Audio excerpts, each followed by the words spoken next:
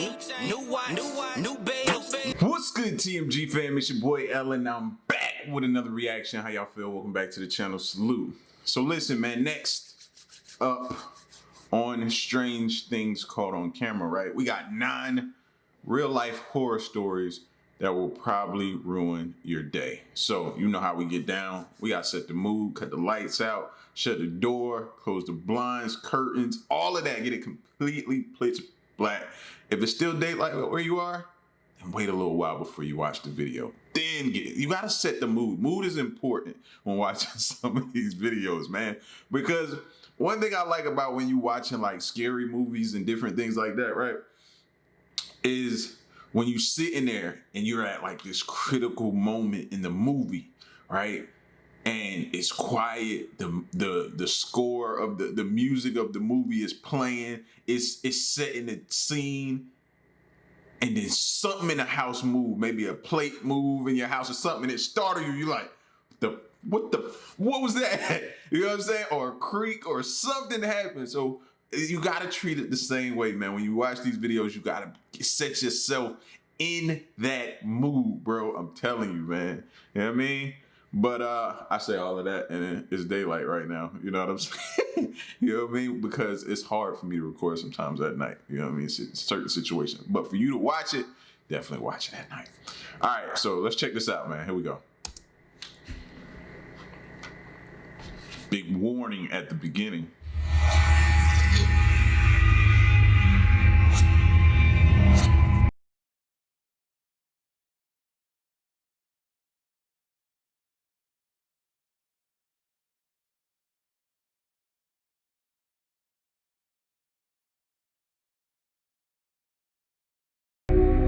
On July 1st, 2014, in the No Sleep subreddit, Reddit user Nathan wrote a post claiming his dead girlfriend, Emily, is sending him messages on Facebook. Emily died on the 7th. No, it wouldn't have been keeps messaging me on Facebook. It reads, my girlfriend keeps messaging me on Facebook. No. The word keeps wouldn't have been there. She'd have had one time and that message would have came through, bro. I'd have logged out. I'd have removed the app. I'd put the phone down. She wouldn't have got a second opportunity, just one. My girlfriend keeps messaging me on Facebook. No, bro, that wouldn't have kept happening. Girlfriend, Emily, is sending him messages on Facebook. Emily died on the 7th of August, 2012 in a car collision. On September 4th, 2013, he received the first of what was to be many messages from his dead girlfriend. It began with a simple hello. According to Nathan, only he and Emily's mother shared admin privileges of Emily's Facebook account. But when it became clear it was not Emily's mother sending the messages, Nathan assumed one of his late girlfriend's friends had hacked into the account. A couple of months later, a second set of messages appeared on Emily's account. Nathan immediately recognized that the messages were snippets of previous conversations he and Emily had posted through Facebook. Then, all of a sudden, things became even more chilling. Nathan began receiving notifications that Emily had tagged herself in a photo. He recognized that Emily would tag herself in spaces where it was plausible for her to be, or where she would usually stand. He contacted Facebook and they told him that the locations her Facebook page had been accessed from since her death were locations that she had been before, such as his home and her mom's home. He changed the Facebook password multiple times and even turned on two-factor authentication. Still, the messages from Emily continued. Hello. This is actually devastating. I don't know why you enjoy doing this. Oh my God, cinnamon scented candles. Go to hell. Why are you doing this? Like, why is he putting himself through that torture? If you know without a shadow of a doubt, you was there for the funeral service, you saw her in the casket, you felt her body, it was embalmed. You know what I'm saying? Like, if you know that, why would you keep this account? Why would you put yourself through this? I would not drive myself this crazy, bro. You know what I'm saying? And I know. Trust me, man, I know it's hard to let go, bro. I still got text messages from my mom. I still got recordings that we have of conversations that we have that I can't let go. So I get that. But if my mom start texting me on Facebook, Instagram, bro, no. I'm putting the phone down. That app will not be touched. You feel me? Like, no way. And began to take on a more ominous tone. As the frequency of messages from Emily increased, he became more concerned. Until all of a sudden, Emily used her first original word, a word that had not been recycled from old Facebook messages. It's the freezing, I don't know what's happening here that really makes our blood run cold.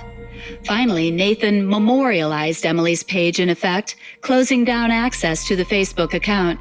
This post appeared soon thereafter. This series of messages was especially Hey, it's my bad, y'all. Hey, you on your way home? Emily, when you see this message, please ring me straight away. Please stop. I rang, and they said you left at 5. I'm starting to panic. Please stop. Cold. Emily, answer your phone. I don't know what's happening. Cold, freezing. Huh? These are all the messages that she sent. No. disturbing for Nathan, as parts of the conversation were recycled messages taken from his last post made on the night Okay, so they're recycled messages. Okay. Emily died. But it still wasn't enough for Emily to rest in peace, because she sent Nathan another message. And in this one, she posted a photo which she had taken of him from behind a half-closed door. A photo which, Nathan says, was taken at a time when nobody else was there in the house with him. That's my door. That's my computer. It's taken from outside. Help.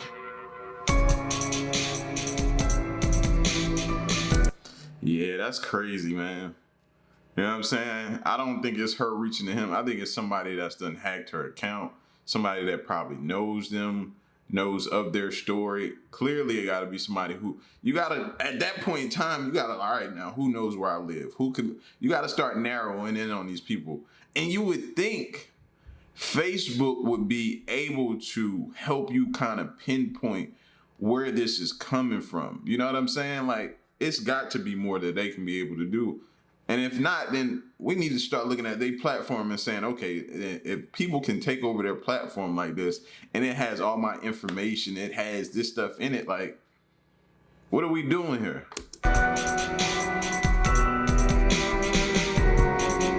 On October 26, 1965, Indianapolis police answered a call saying that a girl had died.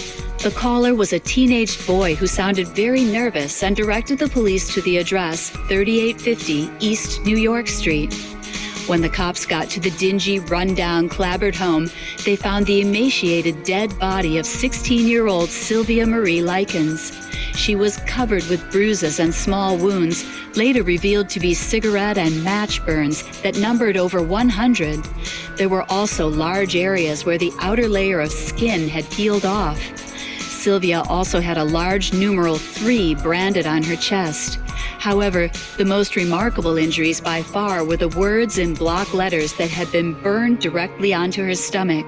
I'm a prostitute and proud of it. It all started when Likens' parents, who were carnival workers, had left her and her sister Jenny in the care of the Baniszewski family for $20 a week, 3 months before her death. But when one of their checks... $20 a week? How old was this story? Because how can you trust paying anybody to take care of your child $20 a week? Now, if it's during those times, which I don't want to go back through, then I get it when that was deemed a lot of money. But if it wasn't, bro, that's just like throwing your kids to the wolves, man. They don't really care for your child. Even the people you pay a lot of money to don't really care for your child. Arrived late, Baniszewski took out her frustration by beating the girls. Weeks of escalating horror. See? Baniszewski took out her frustration by beating the girls. Weeks of escalating horror followed. The attacks focused almost exclusively on Sylvia. Several of Baniszewski's children and a gaggle of neighborhood kids, some as young as 10, watched or joined in. Baniszewski encouraged them to torment Sylvia, including, among other things, extinguishing lit cigarettes upon her skin, beating her, tying her up, burning her with scalding water, rubbing salt into her raw wounds, forcing her to eat feces and other substances that would cause her to vomit, forcing her to remove her clothes and insert a glass Coca-Cola bottle into her vagina on at least 2 occasions.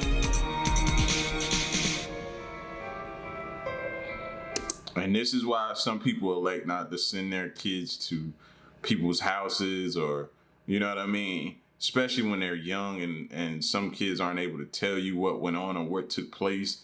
You know what I'm saying? Or they're not able to take care of themselves, man.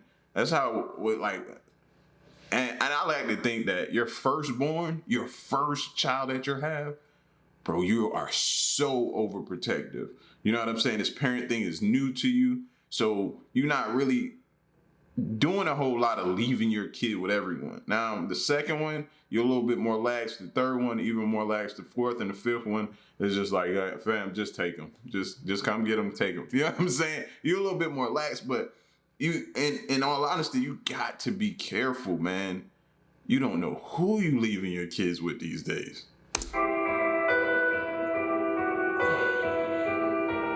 On February 2nd, 1959, 9 ski hikers were found dead on the East Shoulder Mountain, Kolatsiakl, Russia, eerily called the Mountain of Death by the indigenous Mansi people. From the evidence at the scene, it appeared that the hikers had cut open their tents from the inside and fled into the wilderness in just their socks or bare feet. One of the hikers had major skull damage, while a couple more had multiple chest fractures. Despite this, none of the corpses had any signs of a struggle. It gets weirder. Their bodies were stained orange, with massive internal injuries from a force that a doctor studying the incident compared to that of a car crash. And one of the ski hikers was found with her head tilted back, her stretched mouth wide as if emitting a silent scream. Upon closer inspection, the rescuers realized that her tongue had been ripped out by the root, and she was also missing her eyes. As you'd imagine, all sorts of theories. Every time I hear that, I think back to a movie, man, where the person's tongue was taken out, and they said the reason why, because, you know, speak no evil. You know what I'm saying? It was like, hear no evil, see no evil, and definitely remove the tongue, speak no evil. Like, yeah, got me drooling right there. Hold on. But anyway, yeah, it was speak no evil was why they would remove the tongue. Theories to the cause of the deaths have been tried and tested over the years, but the final verdict was that the hikers died of a compelling natural force. What does that even mean? Never has something so ambiguous been so horrifying.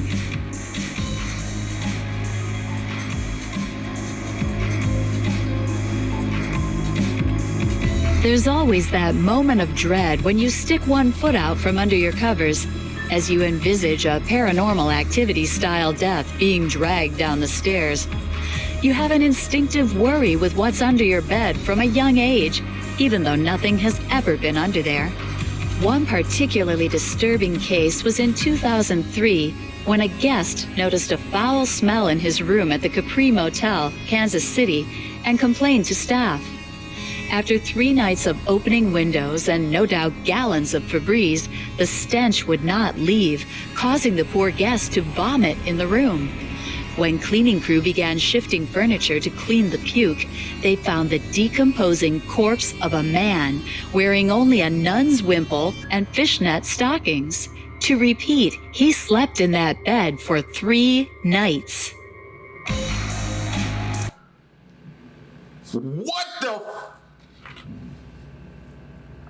What the? Bro. Oh, man, I feel for dude, bro. How did you been sleeping with a dead corpse and didn't even know it? Oh, snap, man. I would lose my mind, man. Like, I didn't sign up for this. This wasn't in the fine print. And he opening windows. Like she said, probably spraying gallons of Febreze and scented stuff, lighting candles. And you was laying with the corpse the entire time, man. Oh, my gosh.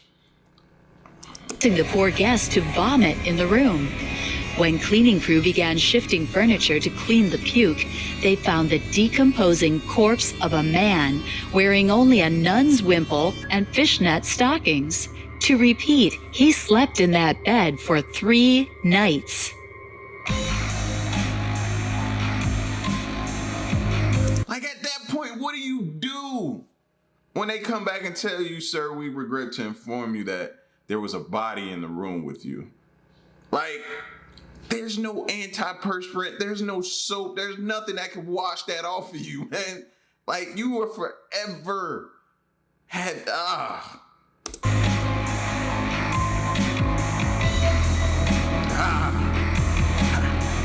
How many of y'all checking y'all beds right now? How many of y'all checking y'all beds right now? If you laying in the bed watching this, I know you had to at least just like glance over at your mattress or kind of want to look under your bed. You know what I mean? It's okay. Cut the light on right now. Cut the light on right now. You can do it. On January 25th, 2014, the Indianapolis Star published a lengthy report on a family terrorized by 3 children allegedly possessed by demons. The account of LaToya Ammons and her family tells disturbing stories of children climbing up the walls, getting thrown across rooms, and children threatening doctors in deep, unnatural voices. It would seem like something straight out of a movie, except all of these accounts were more or less corroborated with nearly 800 pages of official records obtained by the Indianapolis Star and recounted in more than a dozen interviews with police, DCS personnel, psychologists, family members, and a Catholic priest. One of the more chilling sections of the report includes a segment about the possessed 9-year-old. According to Washington's original DCS report, the 9-year-old had a weird grin and walked backward up a wall to the ceiling. He then flipped over Campbell, landing on his feet. He never let go of his grandmother's hand.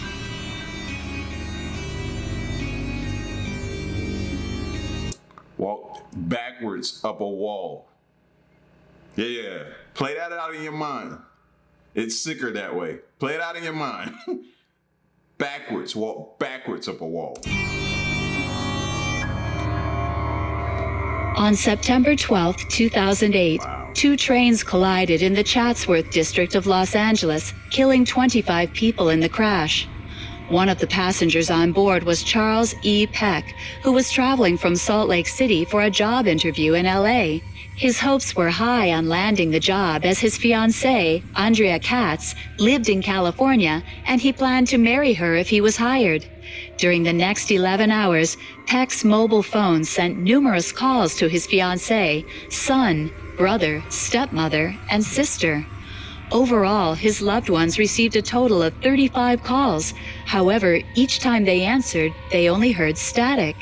When they called back, the calls went straight to voicemail. The family could only be optimistic and assumed Charles was alive in the wreckage and calling for help. When the search team finally traced Peck's phone signal and discovered his body in a lead passenger car, where most major injuries and deaths occurred, they reported that Charles had died on impact and that he couldn't have possibly made the calls. What's even stranger is that they never found the phone.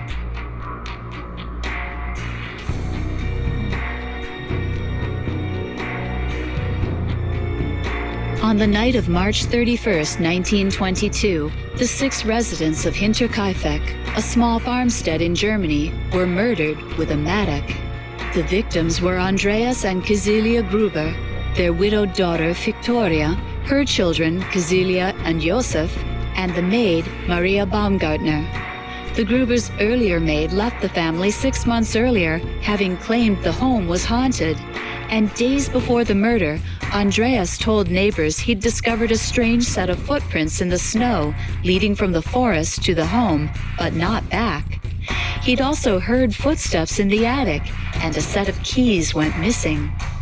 Based on the crime scene found days after the murders, investigators believed the family was led one by one into the barn to be killed before the murderer killed the maid and young Josef in the house. It is believed that the perpetrator remained at the farm for several days. Someone had fed the cattle and eaten food in the kitchen. The neighbors had also seen smoke from the chimney during the weekend. As creepy as it sounds, the killer was never found. Creepy enough that you did that whole massacre, but the fact that you stayed there, had a meal, possibly fed the cat, like, that's even worse. They're like, bro. That's a different level of sicko.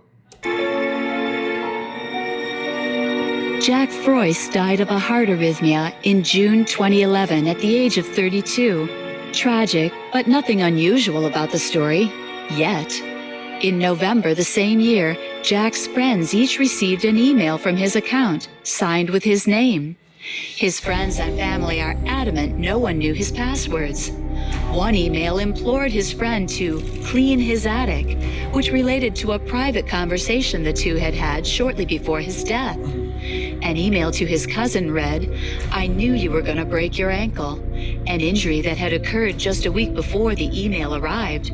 Probably a sick hacker, but Jack's relatives and friends said they still have no explanation for the messages and have given up hope trying to find one. Of course, we had to end with a killer clown. Of course.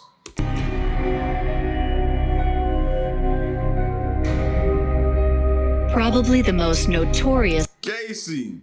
killer clown in human history, John Wayne Gacy was a Chicago serial killer responsible for the murders of at least 33 young boys. Let me say that, Gacy. I said that with excitement. Did y'all notice that? It replayed in my head, and I was like, "Why are you?" I'm not excited to see Gacy. Like, so don't take that the wrong way.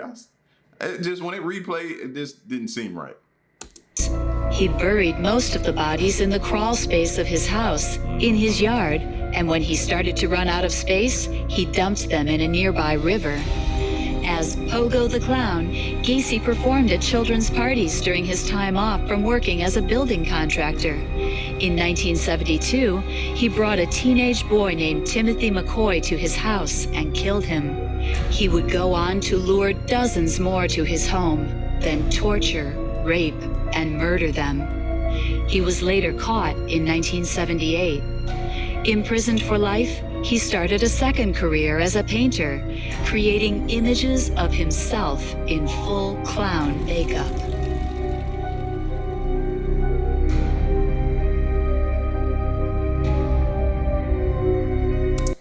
One of the biggest sickos we've ever seen. Like, just the thought of him with the stench in the home from the dead bodies, the stench coming up through the floorboards, and him just continuing to live there still baffles me to this day, man. You know what I'm saying? But so y'all can cut the lights back on, man. Some of y'all probably already did. Some of y'all probably never turned them off. I get it. It is what it is. You know what I'm saying? Y'all get at me in the comment section. Let me know what you thought of this video, man. Make sure you leave a like for your boy and stick around and stay tuned, man. Until the next reaction, I'm gone. Peace.